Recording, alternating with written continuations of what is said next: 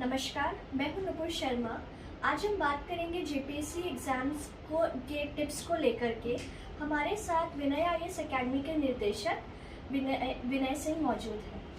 बहुत बहुत धन्यवाद नुपुर। जेपीएससी को लेकर के जो आपके भी डाउट्स आप पूछ सकते हैं नुपुर। किस प्रकार से दिक्कत हो रही है स्टूडेंट्स को?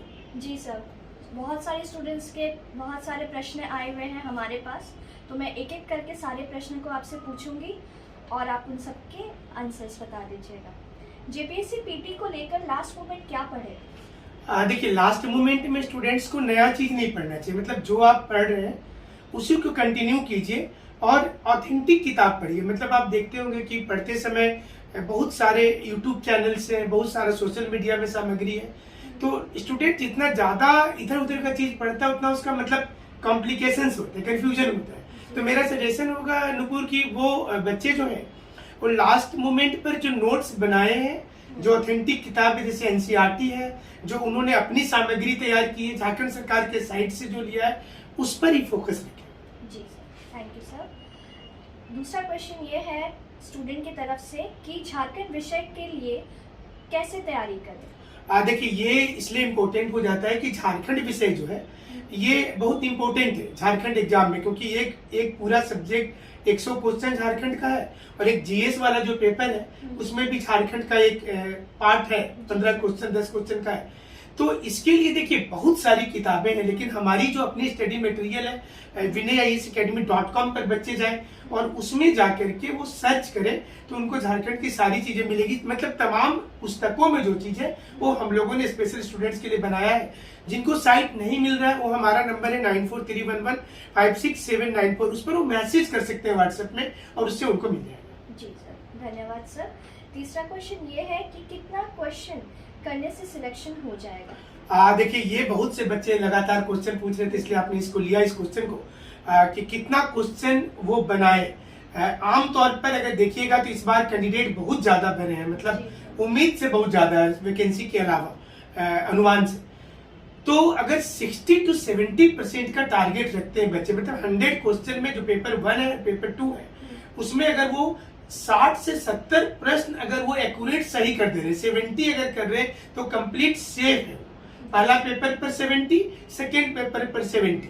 तो जैसे आपको पता है कि उसमें दो मार्क्स का एक क्वेश्चन है, तो 140 जो है उनका एक पेपर पर हो, 140 दूसरे पर हो, तो 260 से 280 के बीच किसी का स्कोर आ रहा है तो सेफ है नुपुर जनरल में। और उसी प्रकार से ओबीसी SC ST में मतलब 5-7 प्रश्न के नीचे चला जाए।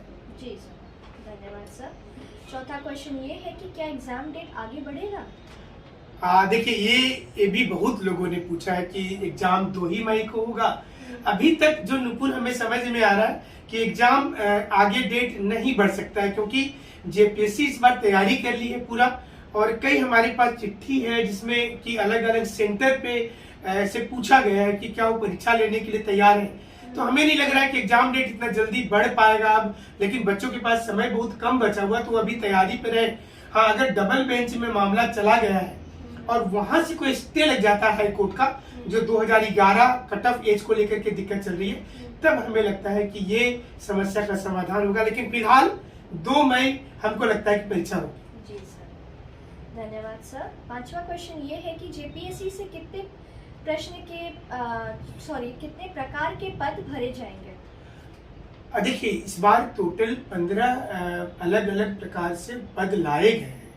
कुछ तो कॉमन पद है जो बच्चे जानते हैं, जैसे कि झारखंड प्रशासनिक सेवा है, झारखंड पुलिस सेवा है, वित्त सेवा है, इसके अलावा सूचना सेवा होता है, योजना सेवा होता है, शिक्षा सेवा होता है, सहकारिता सेवा होता है। तो कुल 15 प्रकार के अलग अलग पद है, लेकिन अभी तक वैकेंसी 252 ही है।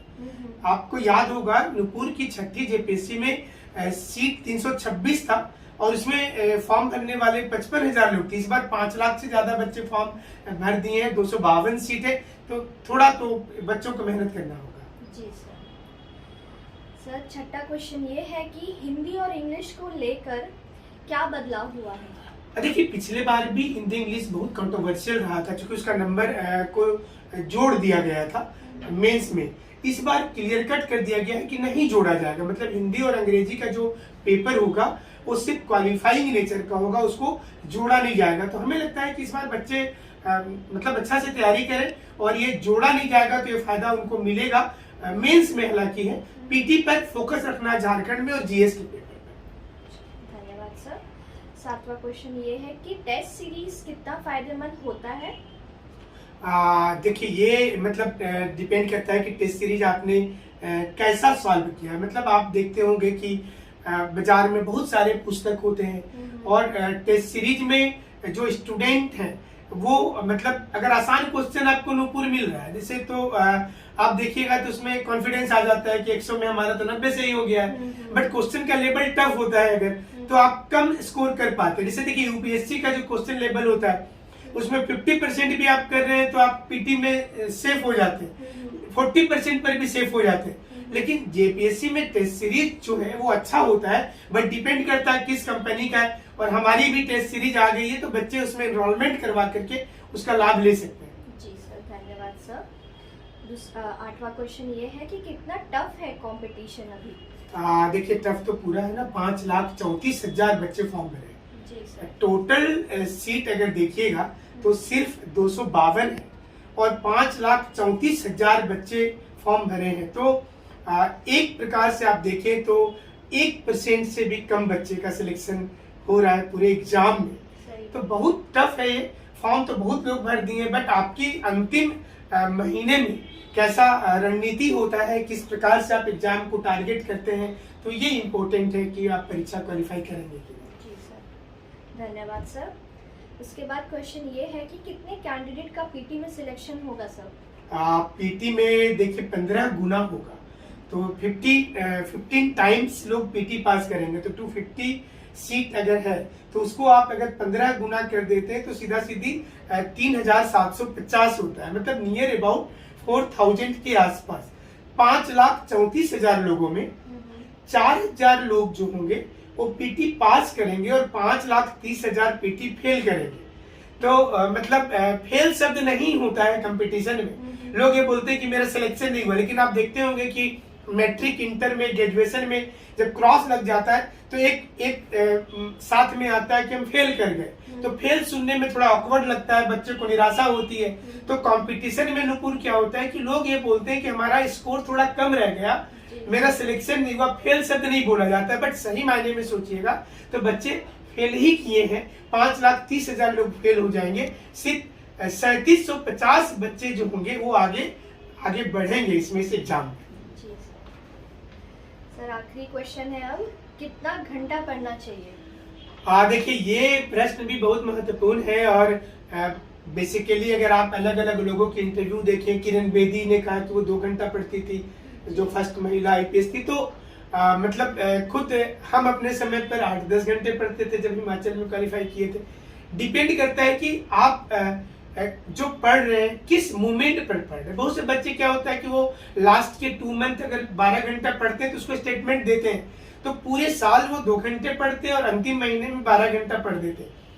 और आपकी स्ट्रेटजी मतलब आप दिन भर अगर पढ़ाई की बात कर रहे हैं, आप ऐसे लोगों से बात करते हैं जो पढ़ाई को लेकर के सारा पूछे, तो हमें लग रहा है कि नुपुर वो ज्यादा अच्छा होता है। आपके सर्किल अच्छे होने चाहिए। मतलब आप इरिलेवेंट क्वेश्चंस नहीं करें, जो आपके जीवन में ऐसे लोग रहें जो आपको आगे बढ़ाने के लिए सोचे। आप तैयारी कर रहे तो इसको सपोर्ट करें। मतलब आप देखते होंगे नुपुर की बहुत से लोग डिस्करेज करते हैं, तो उस सर्किल को छोड़ना चाहिए। और आपको ये समझना है बच्चों को कि मतलब सक्सेस अनसक्सेस में पतला धागा होता है।